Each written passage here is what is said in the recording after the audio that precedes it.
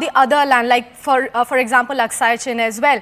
How exactly will the Congress, in fact DMK in this particular matter that we are talking about, will defend the lands which were given away to other countries during their era?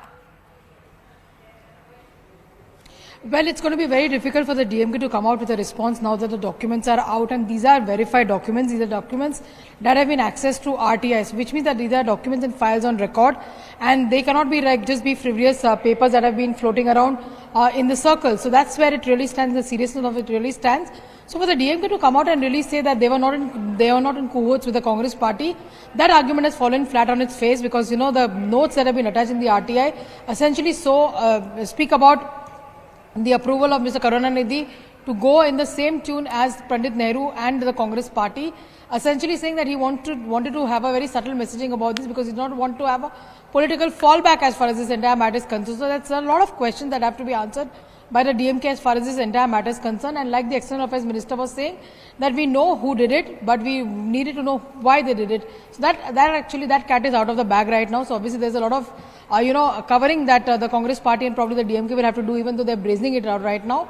But the papers have spoken for themselves, and these are papers which have also been part of parliamentary records. So there's parliamentary records is something which is maintained for decades together, and that's something which of course the BJP is questioning them with facts, saying that they're saying we are not claiming that this has been a discovery by us overnight, but the question is that if it has happened, why shouldn't an emotive issue like this be known to the people of Tamil Nadu and known to them as to who did it and why did they do it? So all the parties that have been part of the decision that has been taken by Pandit Nehru and of course then followed by Indira Gandhi need to be told to the people of Tamil Nadu. That's the argument on the basis of which the BJP has been claiming, even though many political parties have been alleging that the BJP is doing this for poll gains.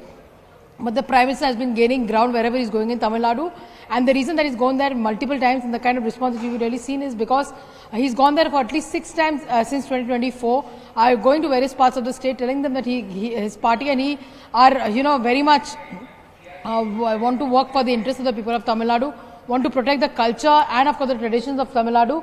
That's something which has also been argued as far as the BJP's claims are really concerned. Right, Payal, please stay with us. Going back to Aman Sharma, who continues to stay with us on the broadcast straight from CNN News 18's newsroom.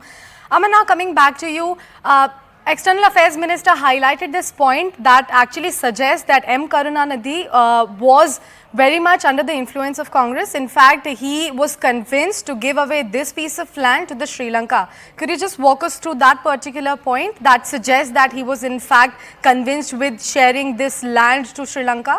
Well, Sakshi, that has come out very clear in this document. If you look at the document where the details have been accessed through RTI, the Foreign Ministry has also made this document public now. It is very clear that when the then Foreign Secretary of the country went and met Mr. Karunanidhi in Chennai in 1974, briefed him about the entire issue, wanted to get Mr. Karunanidhi on board, what Mr. Karunanidhi said was that he was inclined to accept the suggested solution. This is his comment.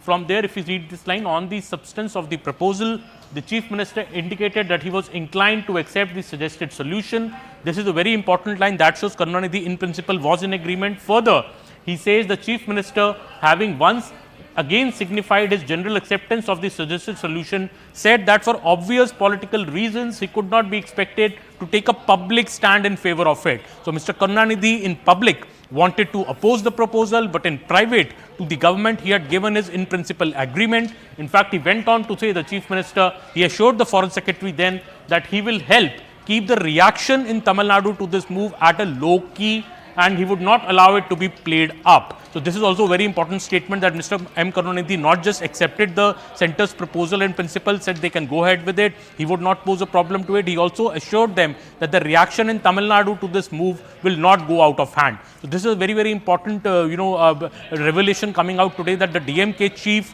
was also in hand in glove with the Congress Prime Minister then Indira Gandhi to hand over Katchatheevu to Sri Lanka as part of a bilateral agreement. Further in this document, if you see, the Foreign Secretary in fact then told Mr. Karunanidhi that he appreciated the gesture of Karunanidhi and stressed that nothing should be done to embarrass the central government or turn the affair into an issue between the centre and the state. So the centre is also very keen that they wanted to get Mr. Karunanidhi on board before taking such a big decision, and they didn't want it to become a central state federal issue. But here, the revelation that the DMK was in cahoots with the Congress is something that the BJP is highlighting to say these two parties then joined hands to hand over Katchatheevu to Sri Lanka, and right now also they are allies in the India alliance. So how can the India alliance, especially the Congress and the DMK, be trusted with the territorial integrity and security of India?